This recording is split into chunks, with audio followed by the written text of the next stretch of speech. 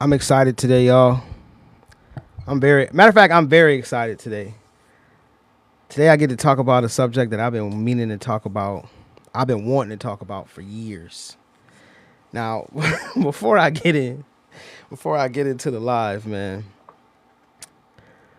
I got my Buffalo Bills hoodie on with my Rams hat. Obviously, everyone knows me. If you know anything about me, you know I love the Rams. However, I also covered the Bills for I'd say like 3 seasons. It was a I must say the least, it was a very interesting time in my life, where I infiltrated the Bills Mafia. And just a little quick story about it. So, when I was working for PFF, I think I told the story, but I'm going to tell it again. When I was working for PFF, I had got the opportunity to run one of their team accounts where they would just, tweet out specific PFF stats about, the specific teams and all that. One of the perks of being what do they call it? A media correspondent is what they called it at the time. One of the perks of that was you got to go to training camp for said team. Originally, I had the Atlanta Falcons, but I was like, well, I might as well trade and get the Bills, right? But little did I know, like what I was actually getting myself into in terms of wanting to, I'll say, antagonize the Bills Mafia day in and day out. So again, like I said, I infiltrated Bills Mafia. Like I was out there, like acting like I was a Bills Mafia member and I was a fan of the Bills because they assumed because I ran the Buffalo Bills media account for PFF that I was automatically a fan, and it was not like that. But the reason I'm happy today is because I'm able to talk about the Buffalo Bills in a way I have been wanting to talk about for years. And now it's a situation where back when I was covering the Bills and back when people would say that I had opposing takes. Like they would say that I was a contrarian. I really wasn't a contrarian. I was really just stating what I saw on the tape. And I used to tell the Bills Mafia all the time, your team is not that good. It's not as good as you think it is. I used to say that consistently. I used to use tape. I used to give them specific examples. I used to give them examples in the game. I used to show them all the time that your team is not as good as you believe it to be. But they would never listen to me. They would always say, "Oh, you're just trolling. You're this, you're that." At the time, I was working for a Bills. Not working. I don't even want to say the word working because I never received a check from them. But excuse me, I was doing content for a Bills publication called the Cold Front Report, and everybody over there was really cool. But like we would just have nightly discussions about, my big thing was, explaining to them that Trey White is not, this top lockdown corner that you guys think that he is. Now, this was like, 2019, 2020, like 2019, 2020, 2021, like that whole era, 2022, those like 3-4 years. I was always telling them like, yo, Trey White is not the corner that y'all believe him to be. And it was corroborated by DeAndre Hopkins what he was saying, like Trey White is a good corner. He's not like an elite corner, but he's good. And I would agree with that. But they would just insist they know he's this, he's that. However, he did have 1 year, Trey White I'm speaking of, he did have 1 year where he led the league in interceptions and did not give a touchdown. That's real. Like that's some real historical type cornerback play. And I always gave him his props for that, but I just never thought he should ever be mentioned with the guys at the time was like Jalen Ramsey. Xavier Howard was really doing this thing because he was getting like 10 picks here, but he kind of fell off. But I didn't ever think he was in that elite tier of cornerback, but he was a good serviceable cornerback for what the Bills was asking him to do. And it wasn't, I'm not going to say it wasn't much because playing corner in the league is tough to begin with, but it wasn't like he had to go and travel and cover the team's number one wide receivers. And if you would have looked at his line and looked at his stats when he did go up against top corners, it wasn't good. So these are the types of things that I would consistently tell Bills Mafia on a regular basis. I would go in on Tremaine Edmonds. I would go in on who else? Jordan Poyer. Jordan Poyer and Micah Hyde, when I was covering them, they was really good. So like I said, this was, 2020, 2021, 2020, 2022, like those years. Like they was really good. You know what I mean? But I just never thought again they were elite, and so it was at that point where they were starting, to get old. But one of the issues I had always had with Buffalo, always, always, always, always, always, always, always had an issue was their front office, number one, and the coach. I would always have an issue with McDermott, and I always had an issue with Brandon Beane. Now, we fast forward almost 4 to 5 years later, and after a 33-30 loss against the Denver Broncos, in a year where there's no Patrick Mahomes, in a year where there's no Lamar Jackson, in a year that is no Joe Burrow, Josh Allen and the Buffalo Bills have basically the road painted gold to get to the Super Bowl. And you know what? It does not happen. They take a terrible, I don't want to say terrible because it wasn't terrible. They take a tough loss to the Broncos. Now, I knew going into this game that the Bills were going to be favored. And I also knew going into this game that if Buffalo didn't win this game, that McDermott was going to be fired. And I said that. I just posted the clip of me saying that. Like, if he don't win, he's going to be fired. You only get so many times. So Josh Allen has been first of all, hello to the two people that joined my live. Shout out to y'all. Again, like I said, I'm trying to be more consistent with this. I'm trying to, get on here and talk more. And, lots of times you talking to yourself. But this is something I enjoy doing. I enjoy, talking about the game of football, specifically these Buffalo. I am overqualified to talk about the Buffalo Bills. Overqualified. So let's get back into it. So I posted a clip just now of me saying that if the Buffalo Bills do not win this game, Sean McDermott is going to be fired. I would have bet $1 million on it. And would have been willing to lose and double down on it, because you only get so many opportunities to get into the playoffs. Get pretty much they've only lost to the Chiefs every single year in the playoffs except for 1 year, and that's in 2022 when they lost to the Bengals. Other than that, it's been the same team every single year. Now none of those teams are in the playoffs and in the division around, things of that nature, and you still lose, and you lose to Bo Nix. So we come to this point now. Sean McDermott has been fired. I wanted to wait a day or so to kind of let all of the opinions settle out, let them sit and let me hear some of them, because the way I do things is my opinion isn't going to change left or right. Again, I'm overqualified to talk about the Bills. Overqualified. And as a result, the way I felt about McDermott like a couple years ago is the same way I feel now. And that way is,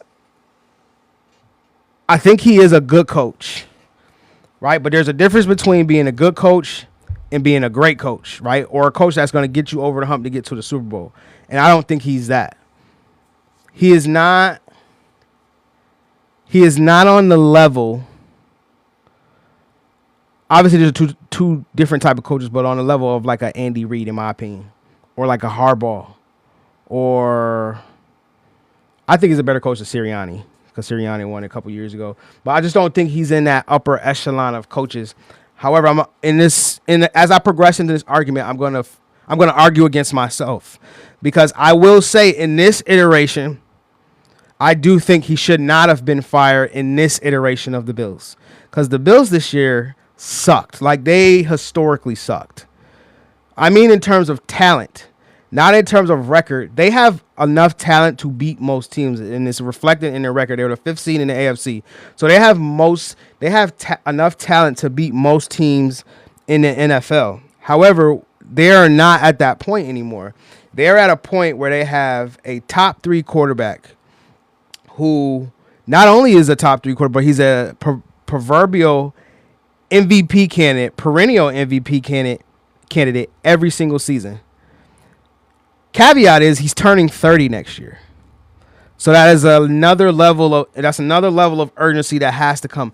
I knew Sean McDermott was going to get fired when I seen Tracy McGrady and Vince Carter down on the sideline playing around the players. Now, you may say to yourself, well, why does that get? Why can't they just, be wanting to be friendly and wanting to it's a whole lot more than that.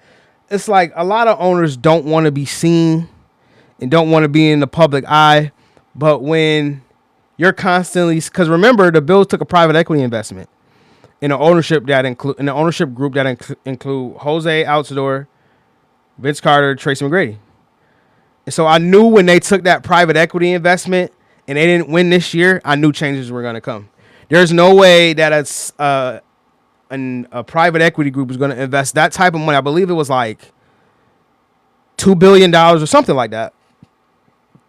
There's no way they're going to invest that type of money and not changes have to be made. They've obviously had to see what was happening prior to them, making that investment.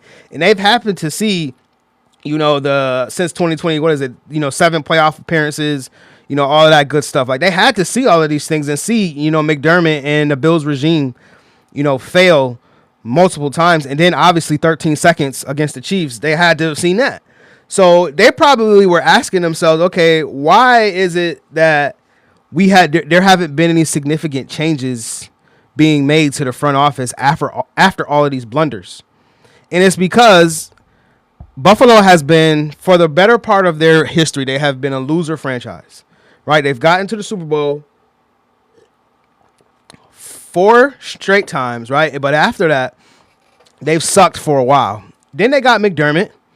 After going through, Doug Marrone, Rex Ryan, all of these, bridge coaches, and then they get McDermott, and he does turn the culture around, right? And Buffalo has never experienced that over a long period of time, in my opinion. And so they wanted to stay with this type of status quo. Now, again, I am not a huge fan of Sean McDermott. But as I will reiterate, I think in this instance, in this iteration of the Bills team where they don't have any pass catching options, any valuable pass catching options, besides, I'm going to shout out my boy Dr. Kincaid. He is good. He's good, but he's not a Travis Kelce. He's not a Rob Gronkowski. He's not a George Kittle. He's not that type of tight end, but he's on, a third year player, and he can make plays, though. I mean, you saw that in the game against the Jags where he caught the touchdown. Like, he can make plays, if it's schemed up for him and if he's healthy. So I do like Dalton Kincaid, but other than that, they don't have any valuable pass catching options. They have a top 5 O-line. That matters. They have, I'd say, a top 5 running back. James Cook led the league in rushing this year. But running backs, as we know, are the lowest valued position in sports, so they really don't matter as much as a top wide receiving core would matter, or a top O-line would matter, or a top pass rushing unit. And the Bills don't have a top pass rushing unit either, right? Everybody keeps saying, they had a number 1 pass defense this year. And to a certain degree, yeah, I hear that. But when the chips are on the line and this pass defense needs to come through, they're too weak at too many positions to be good. So cornerback 2, they're not good. I just got finished explaining to you guys about Tre'Davious White, how I felt about him then and now, and how I feel about him now. They cut him and brought him back after he was on the Ravens, did terrible. On my Rams, did terrible, especially against the Lions. After the Lions game, he was done. And then they brought him back. And see, that is the issue I have with McDermott. Retreads. Wanting to consistently bring back the same players that have been in your program who are plus 30 and have seen better days. Shaq Lawson, Trey White, Dalen Spector, Jordan Poyer. Don't even get me started on that bum. But all of these players that have had good years for Buffalo, but their prime is behind them, and they don't have any more solid years. When you play DB, I was just looking at DBs, today, for my work that I do in Jersey, and just looking at like all of the traits that you need to be good, just to boil it down to its most bare knuckles and bare brass, root nuts and bolts. You have to be fast to play DB. I don't care who you are. You have to be fast. If you're not fast, you have to be big and lengthy so you can contest the football if you're playing in a cover 3 scheme. But for the most part, you got to be fast and you got to have quick change of direction. These players that they're signing don't have that. Cole Bishop is cool. I like what he's been doing. I like the way he's been progressing. He's made a lot of plays. I'll say that. But he's not an upper echelon safety. He's not that. I want you to look at Cole Bishop, and then if anybody here is a film junkie like me, I want you to go back and I want you to watch what Jaquan Brisker was doing against the Rams this past weekend. That is a top-notch safety. That's when you draft a safety in the first or second round, that's what you're looking for. Somebody that can fill the gaps, come down and run defense and play box safety / linebacker. Somebody that can cover on the back end. Somebody that can cover tight ends. Now, Cole Bishop did get some interceptions this year. I won't poo-poo on that at all. But Cole Bishop is not like an upper echelon safety. He's not a Jaquan Brisker who can do everything. So therefore, with all that being said, the Buffalo Bills roster is not where it needs to be. And let me not leave this segment without mentioning our favorite Buffalo Bill, Keon Coleman, and the massive blunder that he has been. It's cool when you first get into the league and you ha-ha and kicking with the media and you talk about the Colts and you talk about how cold it is, you coming from Florida and all this other stuff. Like, all of that stuff is cool until you're not producing on the field, until you missing meetings, until your teammates are saying that you need to grow up, until you in there, dropping easy touchdown passes, even though he did catch a touchdown, 2 yard, I believe it was like a 2-yard slant for a touchdown. I'm not going to poo-poo on that, but that doesn't take away from what he messed up back in the regular season. Like, if I can't even trust you to get to meetings on time, how can I trust you to catch a touchdown in a playoff game when it's tied up 30-30? Like, that was a massive blunder by Buffalo. And so I'm reeling all these things off to say, while, again, I don't really like McDermott's philosophy in terms of his old school methodology. Like, he recently, within, I'll say, like the last 2 or 3 years, started going for it on fourth down like all of these other coaches are. And that's really like my biggest issue with Sean, because now this year he's been going for on fourth down way more. And I think as a result, you've seen a much more success from Buffalo, especially offensively. But my whole thing with McDermott is you've just had too many blunders to survive, and coaches have gotten fired for less. You know what I mean? And he has gotten chance after chance after chance after chance. And at some point, somebody has to pay for the Bills. DWE, man, thank you. Love the Bills, but no receivers. Yeah, bro, I was just saying that. I was talking about the massive blunder that is Keon Coleman. You're right. They have no receivers. Like, even Khalil Shakir. Like, I like Shakir. He's a great number 2 or 3, but he shouldn't be your leading receiver game after game. I'll say this, too, about their receiving core. I don't know what in the world got into Brandon Cooks. Like, it's like these last 2 or 3 games, he can't lose one-on-one. I don't know. I have not ever seen this from Brandon Cooks. When the ball go in the air, I guess like 9 times out of 10, he coming down with it. And as a side note, everybody who keeps saying that pull on Riley Moss was a pass interference, if you look where the ball was placed, it fell out of bounds. Meaning that it was uncatchable. Meaning that he wouldn't have caught it even if he had a clean release, because the ball was out of bounds. Brandon Cooks is only 5'10". It's not like he's 6'4", got a massive wingspan, went out there, ran under it, got it, and brought it back in bounds. It landed out of bounds. Yeah, Riley Moss did, and Riley Moss been getting cooked all year. But it wasn't enough on that play to warrant a pass interference. So that's that. I wanted to just touch that on the sidebar. And then you had, the Buffalo gave Curtis Samuel a big deal. He's been a blunder.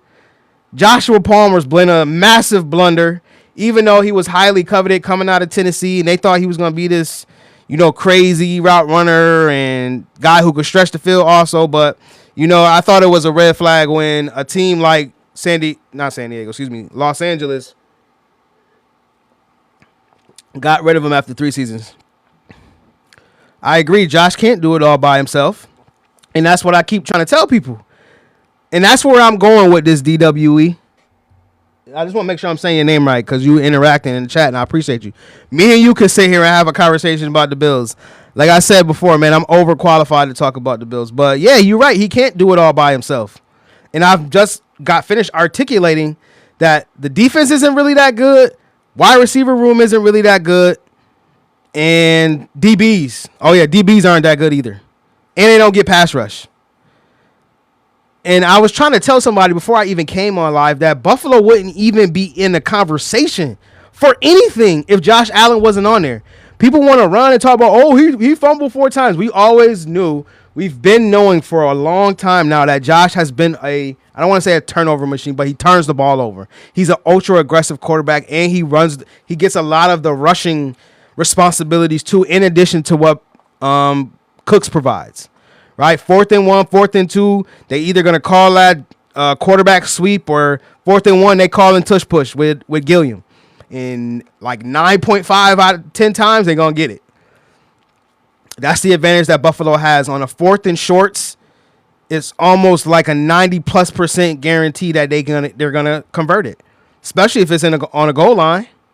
I remember, I believe it was last week against 2 weeks ago against the Jaguars. Do you trade him for a bundle and rebuild? Hell no. How many top 3 quarterbacks you gonna get? That's what I'm saying. Like, I heard somebody else ask that question today too. Would you trade Josh? Why am I trading Josh Allen? Yes, you'll get a haul from him, but then if you don't hit on a quarterback, then you gotta wait another decade to find another one. And Buffalo been struggling for a quarterback for years. Literal years they've been struggling for a quarterback. So now when a quarterback's about to go 30, when quarterbacks are playing until they 45, you want to trade them? That is team malpractice. That might be one of the worst. That will be the worst move in Buffalo history if they decide to trade Josh Allen. Josh Allen can run the ball, throw it to any spot on the field, rip it into any tight window, and can get you a first down at will if it's 4th and short. You don't give that up. I don't care what the price tag is. Now, if a team is offering 5 first-round picks, I'll entertain it.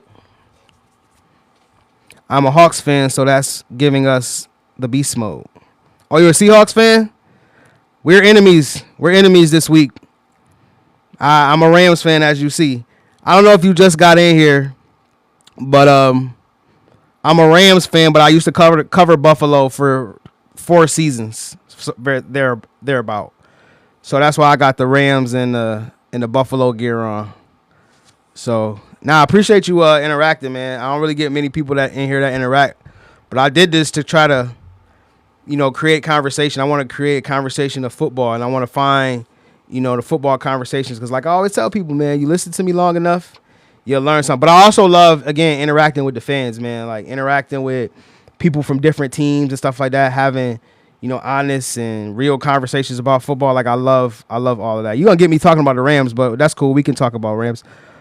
The Rams offense is crazy good with Puka, but the Seattle D is the new Legion of Boom. New Legion of Boom. I don't know. I wouldn't say they're the new Legion of Boom. They're like their own defense because they got different body types. Like, for example, Devin Witherspoon is a hell of a corner, but he's way different. He's way different than what you would get from like a Richard Sherman. I like Devin Witherspoon because, like, he will come down and tackle, bro. Like, he will come down and tackle and then get you an interception on the very next play. Like, he be everywhere, bro. Like, I loved watching Devin Witherspoon play. I like Rick Willen, too. Like, I felt like when he had a bad year. Did he have a bad year before McDonald got there? And everybody was writing him off like he was a bust and all of these other things. But now I love Reek Willing. I like the Hawks D line is good too. What you got? Leonard Williams. Remind me who on there. Matter of fact, I'm gonna look it up because I can't remember who on their defensive line. I haven't really watched a lot of Seahawks games this year, other than when they play the Rams. Obviously, when we picked off Sam Darnold 3 times in LA. Hopefully, we can do that again. But I gotta see who on their line. Seahawks. Right, here we go. Because, I mean, I don't want to be talking to people and not, not know what I'm talking about or not even have a sense or a semblance of who I'm talking about.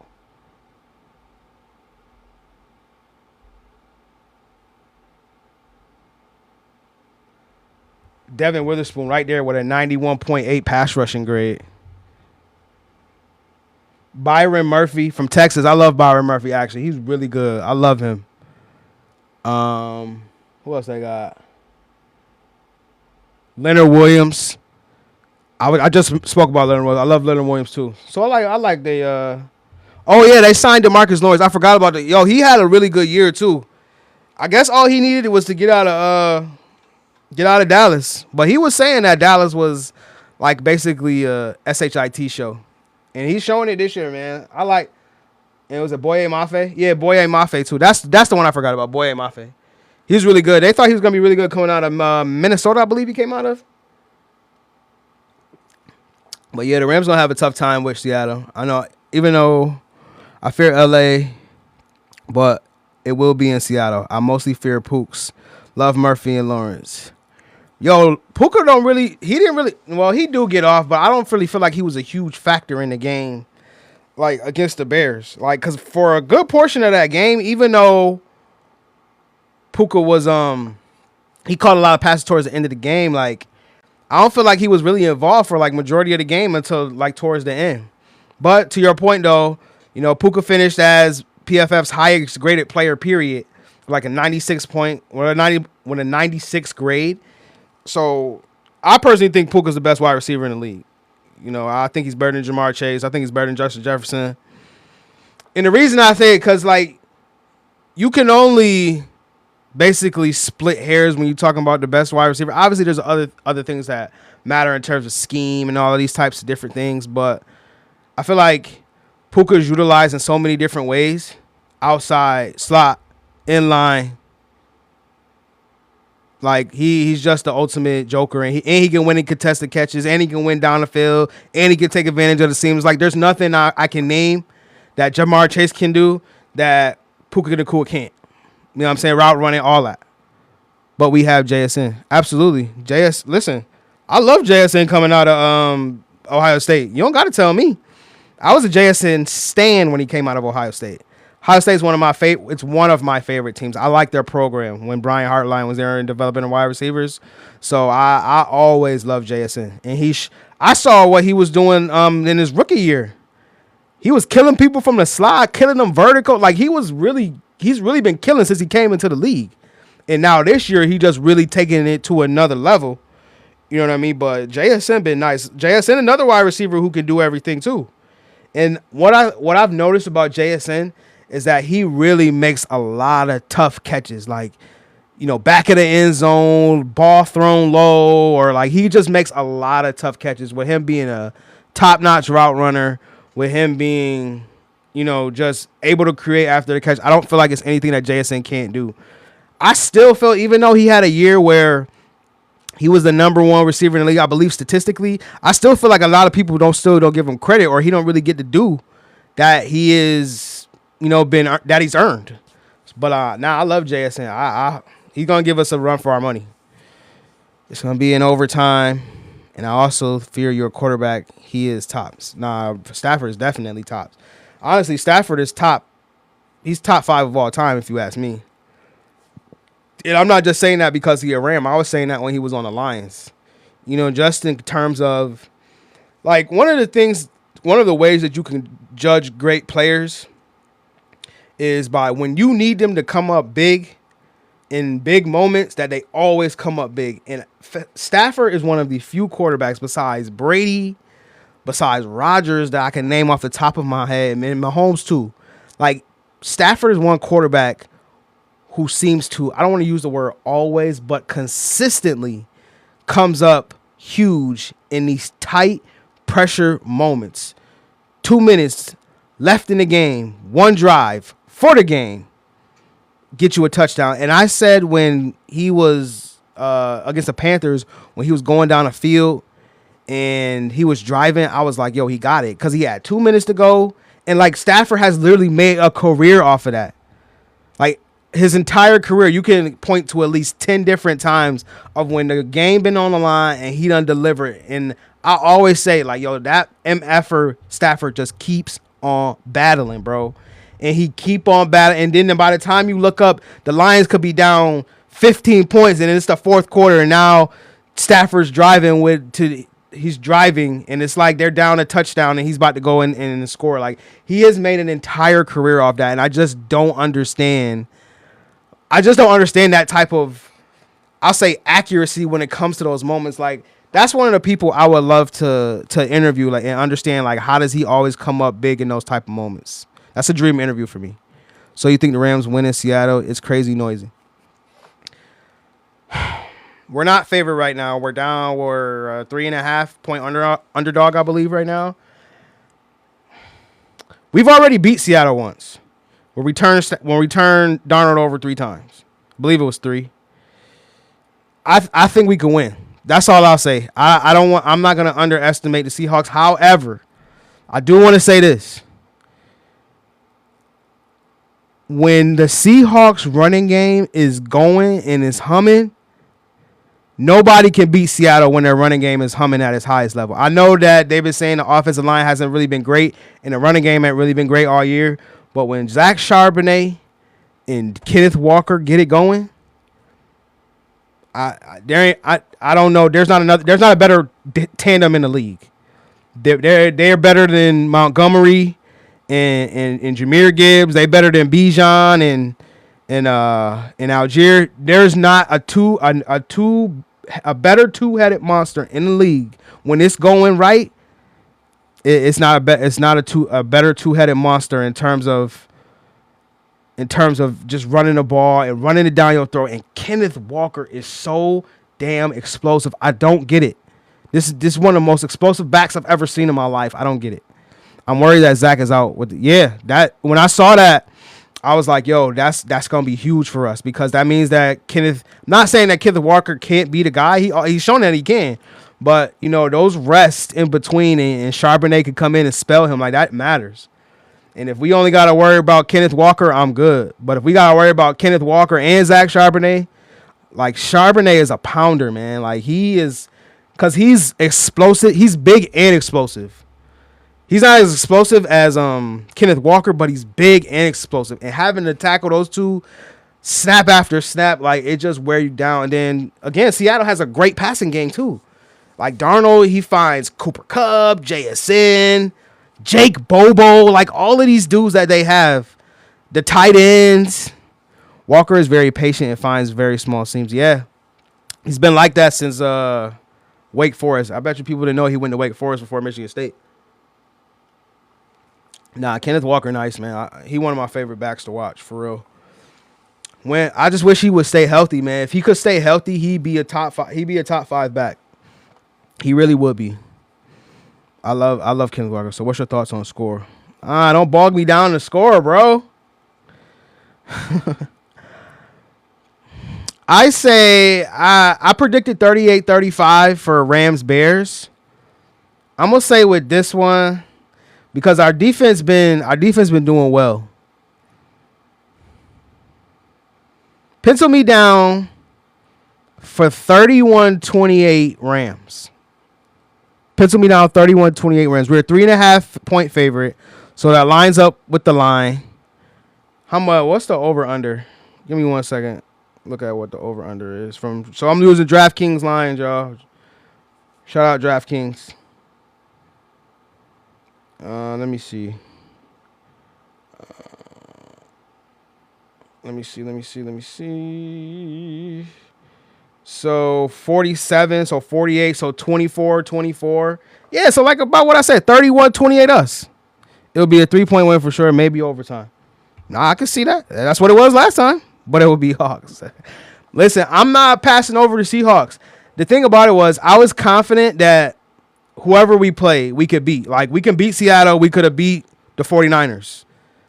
But as you know, as somebody who watches the NFC West, you know that these games between whether it's the Niners versus the Rams or the Rams versus the Niners or it's the Seahawks versus like all of these games are competitive. So, and I don't expect anything less in this game. Like, I'm not just glossing over the Seahawks. We're going to have to come in to the link. I think it's still called the link. Like, we're going to have to come into the link, and we're going to have to play our butts off to win. Like, we should have won the game on Thursday night when we let them come back. But, you know, I don't operate on what it should have, could have.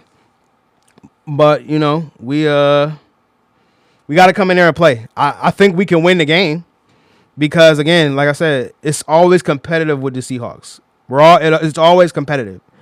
NFC West is the absolute best. It's a gauntlet you have to go through in it. For real. 3 of their teams are in the playoffs. That should just tell you that enough. That should just tell you right there, like, how good it is. And the thing about it was the Niners had an opportunity to get that number 1 seed, you know, when they started out slow. And then, you know, the Seahawks are the Seahawks. And then you got us, who is the number 1 offense in the league. So, yeah, it's going to be tough, man. I'm interested. I'm looking forward to the game. I'm excited because I believe both teams have a good opportunity to win the game. Let me see what the line is still. So the line now is 2.5. So, yeah, 3 points. And I believe that's the margin that's going to be. Obviously, if we're going to go unit for unit, I think so they really know each other very well. Yeah. But see, the thing is, they won last time. The Seahawks did. They won last time, and it's going to be tough to beat us. But the only thing I'll say is that, you know, they have the freshness advantage against us. Like, we played the overtime game back-to-back weeks. I think that's going to matter. And then we got to, you know, go to Seattle, you know, for a game in the link. Like, that matters too because, you know, Sean Payton was talking about that in the other game against the Buffalo where he was saying that they were off the bye and they didn't have to play an overtime game like the Bills did. And as the fourth quarter wore on, like that mattered. And I agree. That's going to matter in this game too. Yes, coaching is key too. I believe Sean McVay, even though last game, McVay called one of the worst games I've ever seen from him. Just in that weather, knowing Stafford had a hand injury and not running the ball way more, like I did not like that from McVay. And then on that second to last drive when we got that 4th down stop, when they were on our goal line, and Omar Speights got that pass breakup, and then you come out I believe you did run, and then you didn't pass on 3rd down, 3rd and 7 when you have been passing all game, and then you don't pass there. Like, but you know, one thing I love about McVay is that he's always going to take accountability. Like, he's never going to pass blame or judgment. He's always going to put it on himself. And so, like, I can never really be too critical because I feel like Coach McVay is way more critical than anybody else could be. He's harder on himself than anybody else. But on the other side, you know, Mike McDonald has, you know, transformed his defense. Reek Willen, Devin Witherspoon, like all of these guys, man, that they have on his back end, their back end flies. I can't really think of the safeties right now. Excuse me matter of fact, I got them right in front of me. Why am I sitting here talking? Why don't I just look them up? I know once I jog my memory, I'll remember who they are. Oh, yeah, Julian Love. Yeah, he nice. Julian Love, Kobe Bryant, Josh Jobe, Ernest Jones, who used to play for us. In fact, the Hawks-Rams winner will crush the AFC, best 2 teams in the NFL. I don't know if I'll go that far, man. The Patriots are serious, bro. Like, I'm not gonna do that. I believe that we can beat the Patriots, but we ain't gonna crush them. This not the year that teams just gonna get crushed. Like, I don't even know how the Niners got crushed.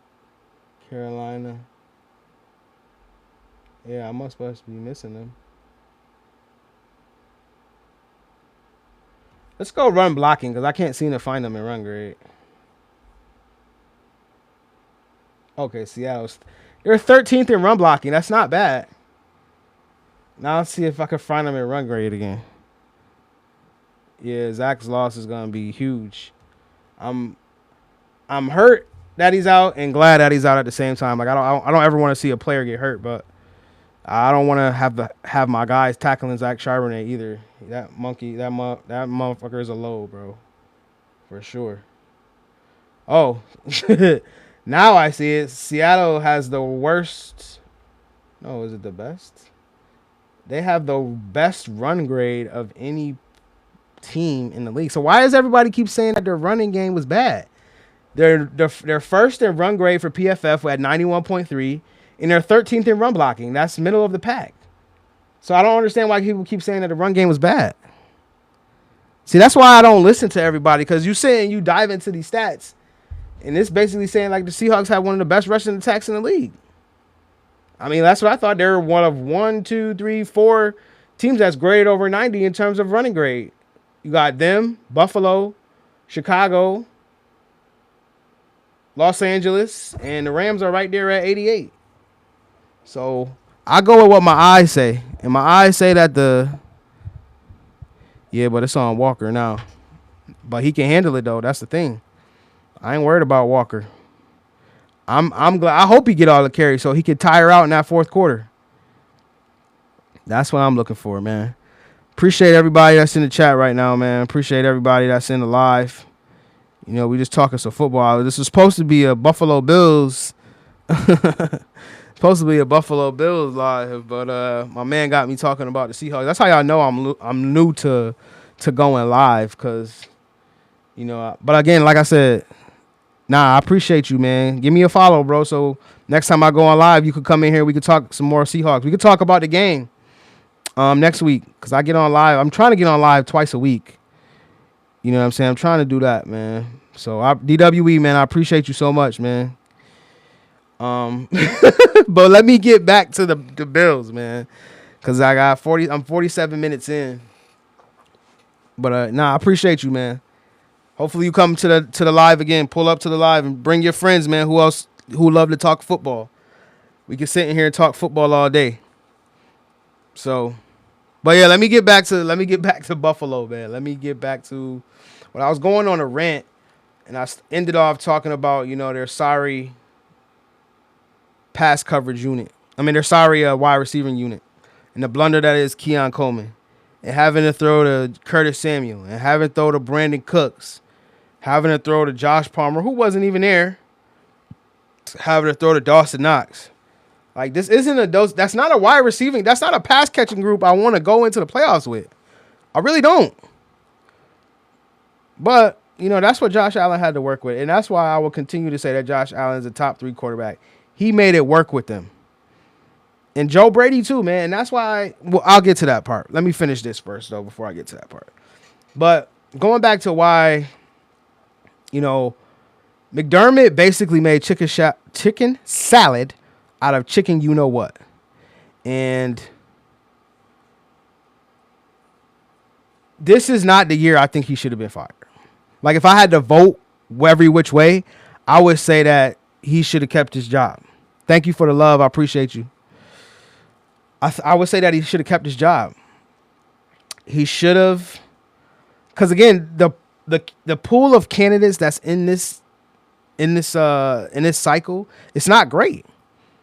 I love Stefanski though. Like, Stefanski's a good hire. Saleh just got hired by the Titans, but like in terms of, and so when I say high end talent, I'm speaking of high end offensive talent.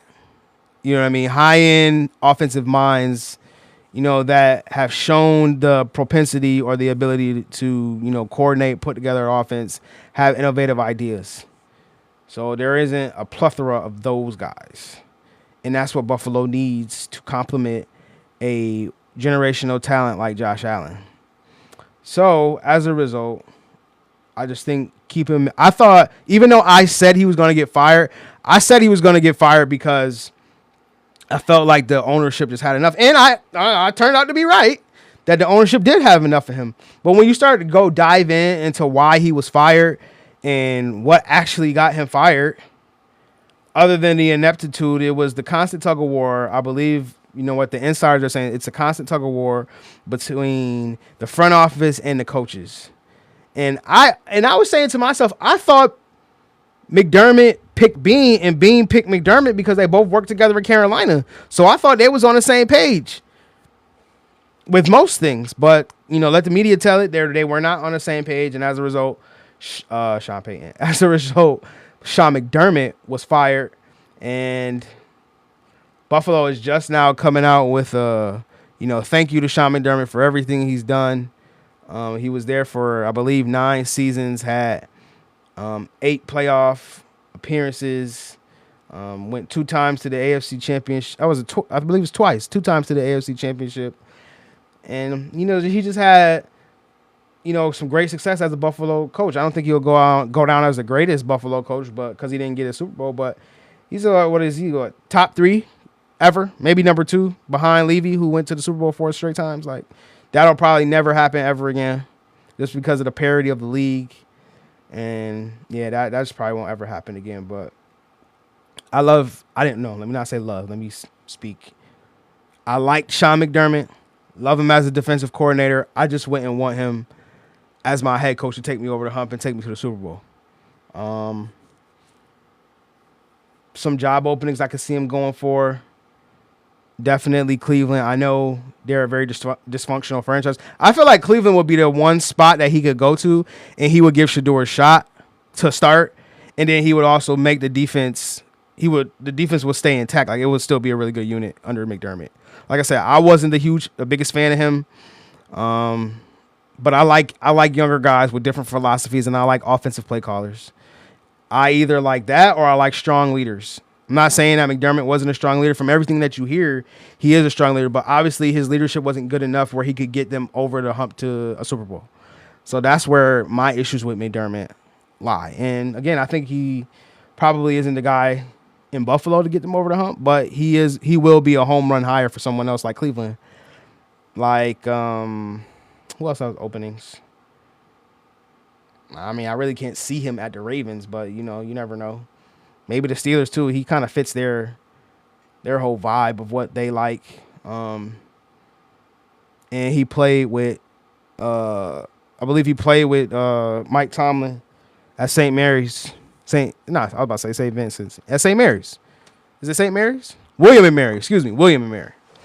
He played with Mike Tomlin, so we'll see. I can see him at those 3 places. So what did I say? I said the Steelers, the Ravens, and the Browns. I feel like all the AFC North teams will probably love a Sean McDermott. So we'll see how that shakes out. But this leads me to my next point. And this is the point that has been ticking me off all day. This is the point that's been ticking me off for years. Is that MF for Brandon Beane got to keep his job after the piss poor showing that he's had for the better part of since 2020. I'll say since Josh Allen became a candidate, an MVP candidate, which is in 2020, right? Brandon Beane has been a nightmare when it has come to drafting and free agent signings. So let's recap some of them, right? Because everybody loves to say, "Oh, those wasn't bad moves at the time." Blah, blah, blah, blah, blah. This dude signed Von Miller after he won the Super Bowl with us, and he came off his ACL injury. Signed him to a pretty lucrative deal. Blunder. Signed Curtis Samuels, not on the field. Signed Joshua Palmer, not on the field. Signed. Who else did he sign? Signed Ed Oliver. It wasn't a top of the market deal, but it was a deal that kept him there long term. And Ed Oliver was the 9th pick in the draft. If I draft you in the top 10, you better be like Aaron Donald. And Aaron Donald wasn't even drafted in the top 10. He was drafted at number 13. And Ed Oliver hasn't even been close to that. And Ed Oliver has been hurt also. Jackson, what's good? Jackson coming in here. Justice, that's the one I want to see. But yeah, he signed Ed Oliver to the top of a market deal. Draft record been even worse. I like Greg Rousseau. Oh, hold on, y'all. Hold on.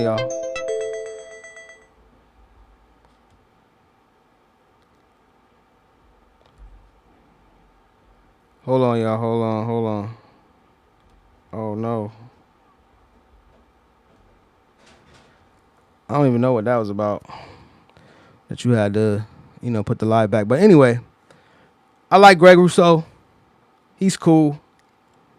But he's not a guy. And that's the biggest issue that everybody has been having with Buffalo as a whole. They just don't have dogs across the roster.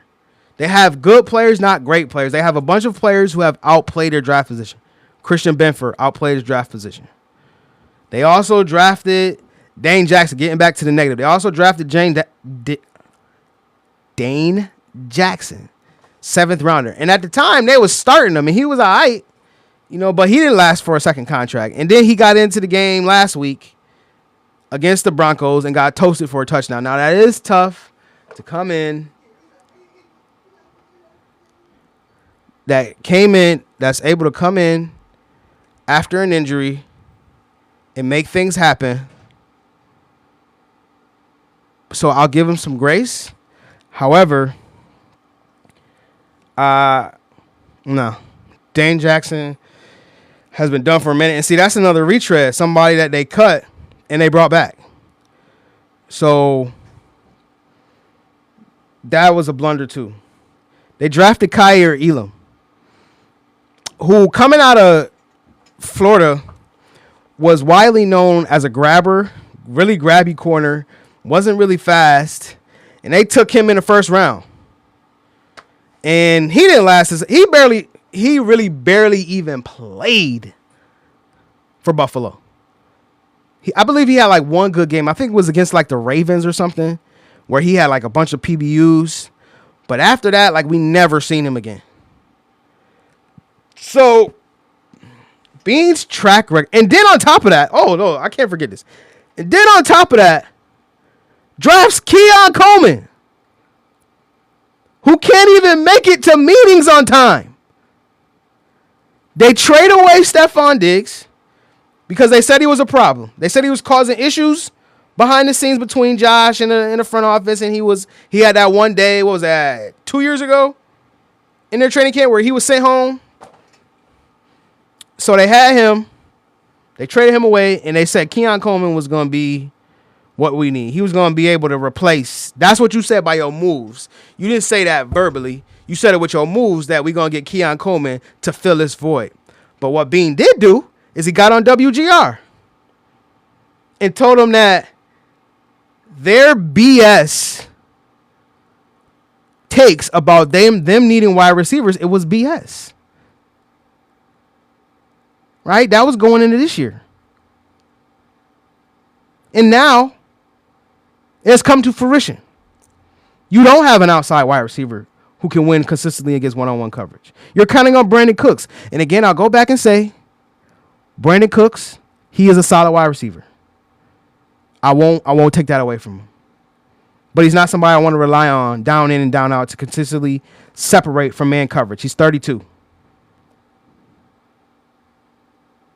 So you got Curtis Samuel, you got Josh Palmer, who hasn't played. You had Elijah Moore, who was a bust. Granted, he went to the Jets. Granted, he went from the Jets to Cleveland. Like, I'll give him some grace. But again, another guy who you really can't rely upon, right? Who hasn't shown himself to be consistent, right? And these are the guys you're giving contracts to instead of drafting and developing. They're good enough to draft and develop players to be okay, to be good, but they haven't drafted any dogs. They've had Deion Dawkins, who was a dog, Matt Milano, who was an all-pro, obviously Josh Allen, and James Cook, who's a Pro Bowler. Other than that, and then Dawson Knox by default. Like, even Dawson Knox, man, His first year in the league, he had more drops than touchdowns, bro. And it's just like, I understand drops are a part of the game, and like drops are like turnovers in basketball. Like there's something that's inevitable. When you get a lot of targets your way, you're gonna drop the ball at some certain point in time. Travis Kelce led the NFL in drops amongst tight ends for years, right? But we would never question his legacy as to how great that he is. So I kind of give Dawson Knox grace in that avenue. However, Dawson Knox hasn't ever been like, when he got that contract, he never was a tight end where he was like, oh man, I gotta draw up plays for him. I gotta get him the ball. And if that was the case, why did they draft Dalton Kincaid? Why you want to go with 2 tight end sets or whatever the case may be? Maybe this year they've run more 3 tight end sets, and that's been a trend going around the league because the Rams run the most 3 tight end sets in the league, and the Bills run a lot of 3 tight end sets with Dawson Knox, Kincaid, and the kid they drive. I believe it's Hawes. He's a really good blocker too. But these guys aren't difference makers. These guys are really good players. And Buffalo they just don't have enough talent, and that a lot of that has been put on Brandon Beane for his crappy draft record and his crappy signings. Keep bringing back Shaq Lawson. Keep bringing back Jordan Poyer. Dudes whose primes are behind them. They did find Buffalo Joe, though. I'll give him that. And Buffalo Joe has given them solid reps and solid minutes and solid snaps. But for the majority of this time, Brandon Beane has underachieved and underwhelmed. And he consistently and continuously has gotten shot after shot, so much so that now Sean McDermott, the guy who probably didn't deserve to leave, is gone. And I went and did my digging, and I said, why did they keep Beane and let McDermott go? Why didn't they let both of them go at the same time?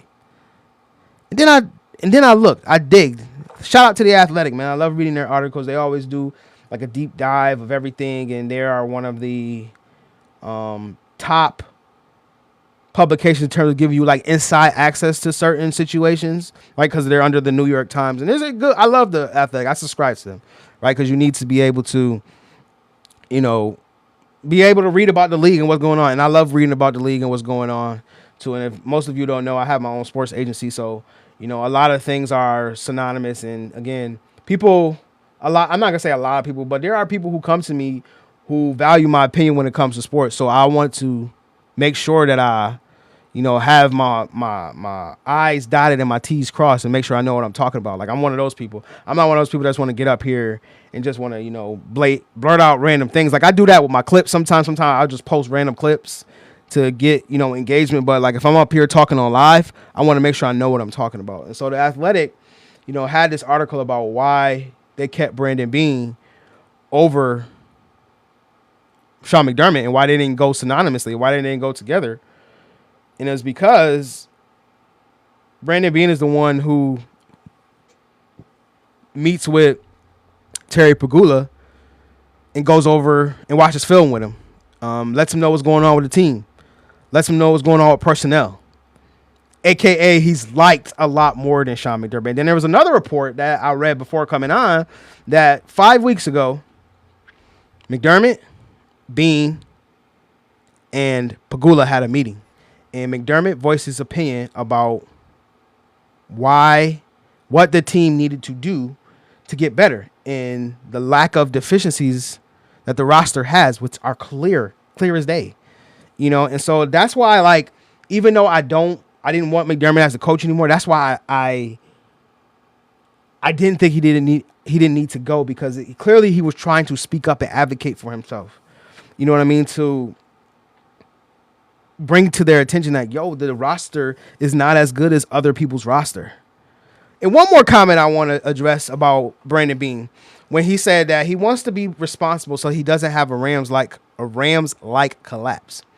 Let's just go back and remember, the Rams have only had one losing season, if I remember correctly. They've only had one losing season under McVay.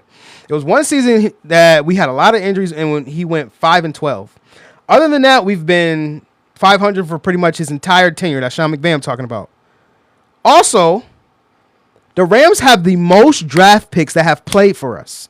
So basically, if you're drafted by the Rams, Whether it's from the first, we haven't had first round picks. Whether it's from the second or seventh round, you will play for us.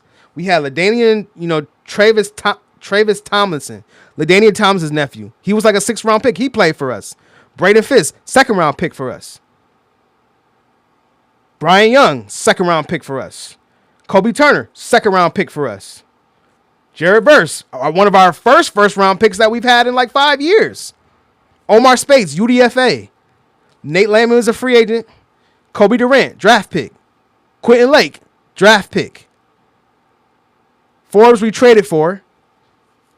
And then Cam Curl we traded for.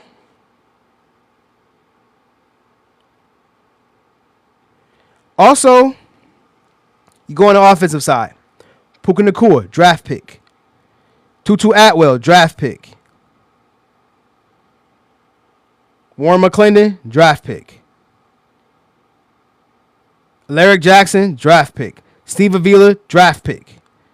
My point is, we play our draft picks. So this whole thing about us collapsing, honestly, if you're a young player, you should want a claimer to go to the Rams. Because you're going to play. Who's that? Justice Crawford. What's really good? I'm sorry that we had to do your team like that, but you shouldn't have been talking prematurely. Shouldn't have been talking. But shout out to Justice, man. Justice gonna, like I told y'all, Justice gonna be the next, top flight quarterback to come out of Texas. Oh, your dad told us you was talking crazy. Nah, big dog, you was talking. I know you was talking. You was definitely talking. Don't worry. Your dad was telling us everything you was saying. You was talking. But you see what happened. Took that big L. Big L's in the chat. But anyway, Jaden said Seahawks by 50. Yo, Jaden, don't worry. I'm gonna FaceTime him after the game too. Don't worry. I ain't gonna get on here and talk. Cause the Seahawks could very well beat us by a 50-point margin. Do I think that's gonna happen? Absolutely not. But here's another Seahawks fan in here trying to get me off the Bills. I'm trying to go in on Brandon Beane for a second. And I done forgot where I left off. I was saying that dang, what was I saying? Dang, I done forgot like where I was at, man. These Seahawks fans been taking me off my kilster. I was going in on Brandon Beane. I was talking about how he was liked by Terry Pagula. Oh, I was talking about the meeting. How Sean McDermott. Oh, yeah, the draft picks. Yeah, McDermott was saying how the team needs to improve. And I was trying to make a point. Thank you, Jackson. I was trying to make a point that he was trying to, Bean was trying to make a point that he doesn't want to have a Rams-like collapse. When we have played most of the players that we've picked, we've played. Because we haven't had a first-round pick. We gave up 2 first-round picks to get Stafford. We gave up a first-round pick, I believe, to get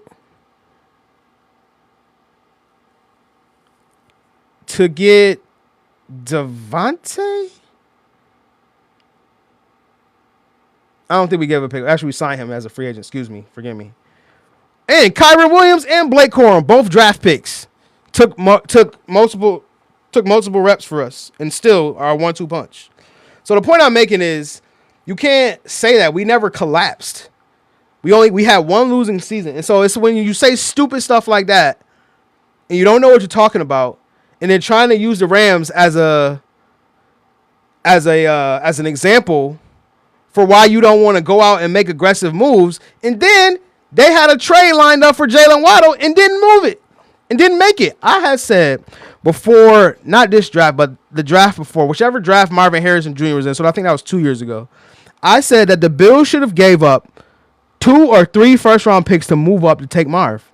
If the Bills had Marvin Harrison Jr., their wide receiver room looks so much better. Even if they don't have Keon Coleman, they just have Marv, and they have Brandon Cooks, and they have Dalton Kincaid and Dawson Knox with Marvin Harrison Jr., I like that a lot better. Him playing with Josh Allen, that would have been a great move. But no, scary. And that's one of the things I hate about the Bills organization. They're a scary organization. They don't want to take massive swings, and Bean is scared to make moves. And he keeps saying, "Oh, this is not fantasy football.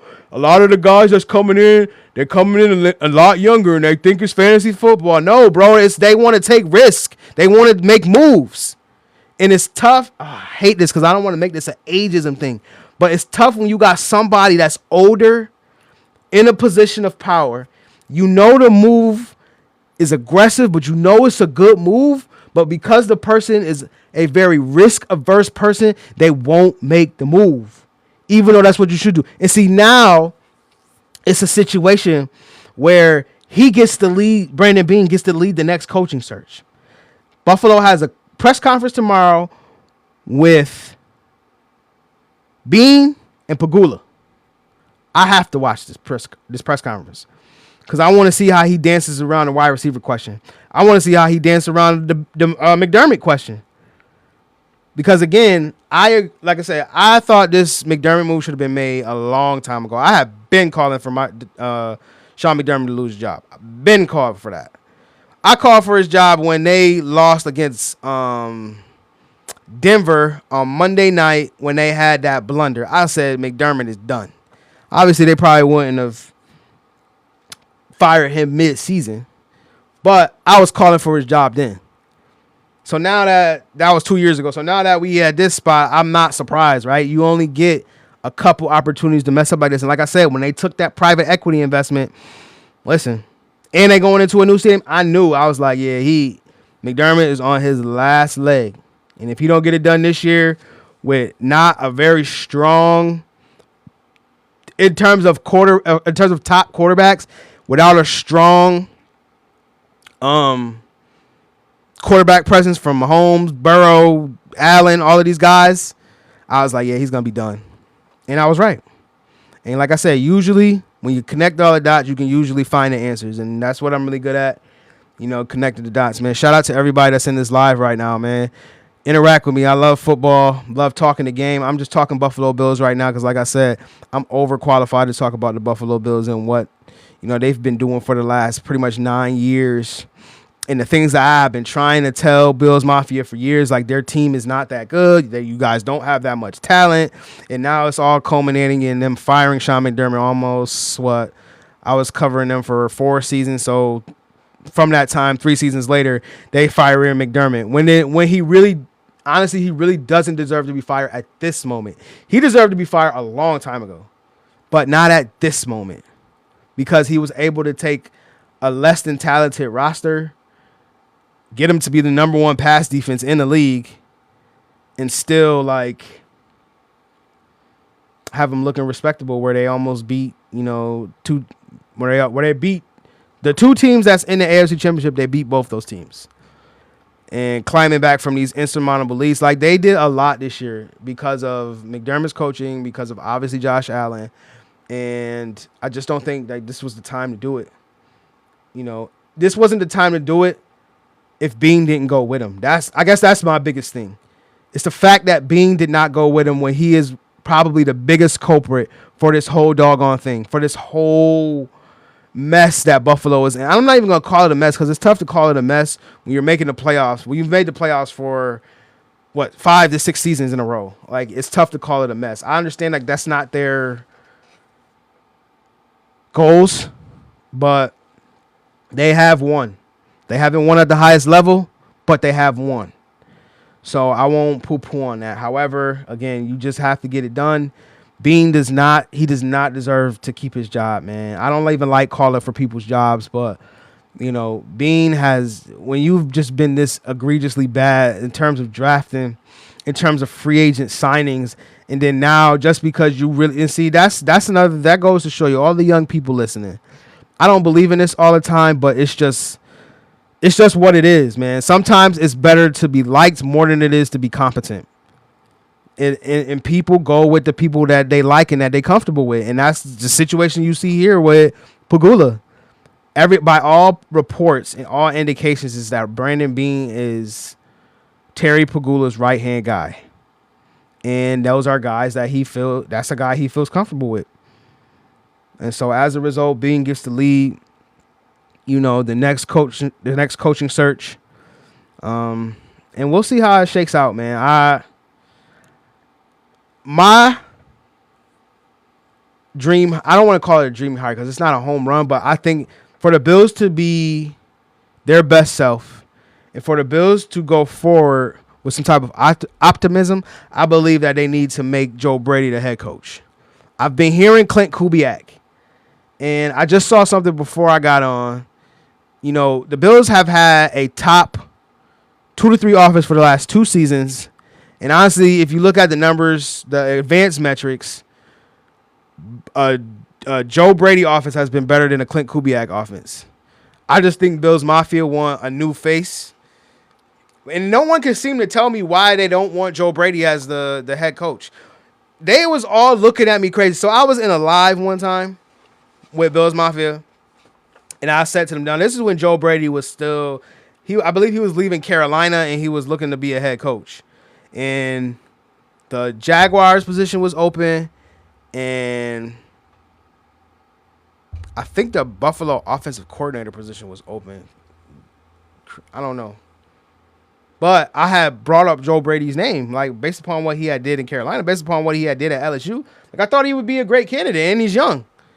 And they was like, nah, he's too young, blah, blah, blah. And ultimately, Jaguars went with Doug Peterson, which wasn't bad. Like, Doug Peterson showing that he can run an offense, Super Bowl winning coach. So it wasn't bad. But I think this is the moment where Joe Brady, you know, should be a head coach.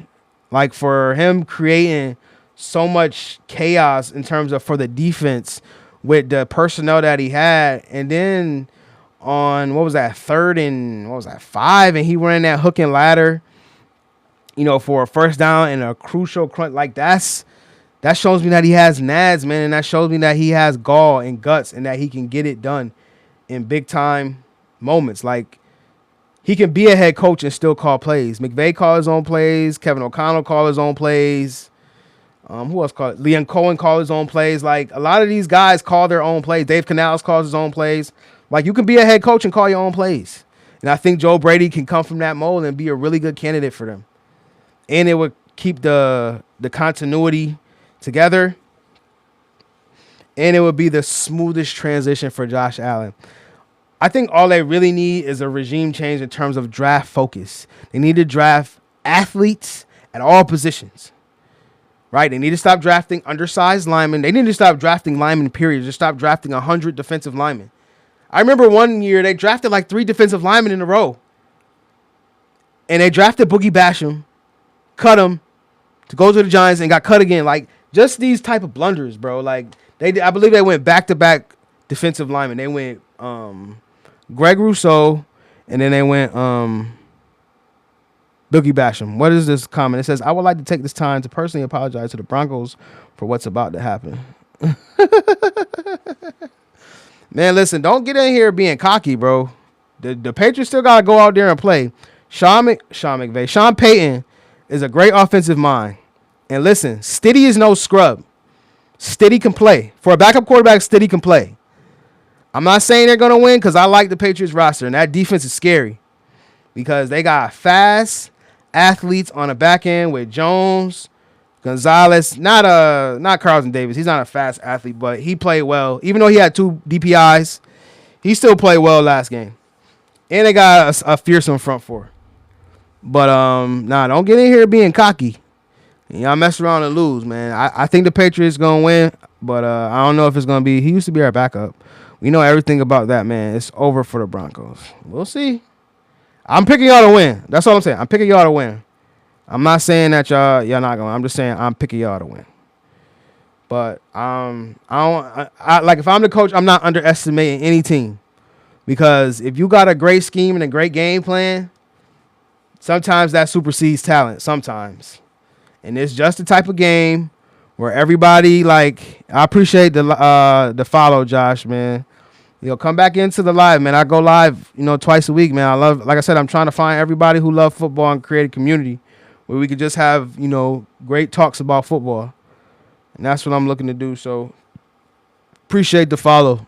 But yeah, man, don't get in here being cocky because the Broncos defense did not look great against the Bills. Just to be honest, they really didn't. Not to mention the fact that they averaged 3.5 yards a carry. How are they going to score? Screens. misdirection, play action. Easy. It's not easy, but that's ways they can score. Lean on the run game. 3.5 yards a carry. That's fine. They can get a winning formula, right? That's 3.5 yards a carry. But again, we know we throw everything out in the playoffs. Regular season stats don't matter, in my opinion. They don't matter when it comes to the playoffs because you're a totally different team. So maybe this is the one game they rush for over 200 yards and they average 5 yards carry. With the explosiveness they have in that backfield, I think they can do it. R.J. Harvey, McLaughlin, and I can't remember who their other running back is. But, yeah, I mean, I've seen it. Just like I'm applying the same type of logic. If you sit and think about what Nick Foles did with his run to the Super Bowl when they had Doug Peterson, when the Eagles had Doug Peterson, like in that run, Nick Foles was a top 5 quarterback for that run. And his numbers proved it. He was in that run. His numbers statistically was of a top 5 quarterback in the league. And so as a result, it's not out of the realm of possibility to believe that the Broncos could rush for over 200 yards in this game. Now, again, the numbers say that they haven't shown that they can do that, but it's not out of the realm of possibility that they could, pull off one of the greatest upsets. So again, like I said, I ain't going there. I'm not. Don't get in here being cocky. I hope y'all win. I hope the Patriots win. They have the better roster and a better team, better coach. I don't want to say better coach, but they have the better roster. So, but it's gonna be a tough game. I'm looking forward to it. It's gonna be a solid game. I don't think it's gonna be like an ultra blowout, even though they don't have Bo Nix. If Bo Nix was playing, even if Bo Nix was playing, I still think the Patriots have a good shot at winning because they would have made it hell on him. Like they would have made it hell on him. So that's what it is. But again, y'all, man, I appreciate y'all, hopping into the live. I got way more engagement in this live than I got in any other one. Like I said, I'm trying to get on here at least, twice a week, man. Again, just to talk ball and, just to give my perspective. TikTok is a great platform. So I'm trying to take advantage of it more. So again, man, y'all still tap in with me every week. Come in here. It is 8:30, so I think I might start going live at around like 8:30 because I seem to be like the sweet spot where everybody is coming in and, wanting to talk ball and wanting to just scroll through lives. So I think 8 o'clock is probably going to be my little sweet spot. And so again, y'all, until next time, man, I appreciate y'all, man, and, keep supporting, keep coming in. Maybe I'll get some gifts next time, man. So I appreciate y'all, and I'll be looking forward to these games.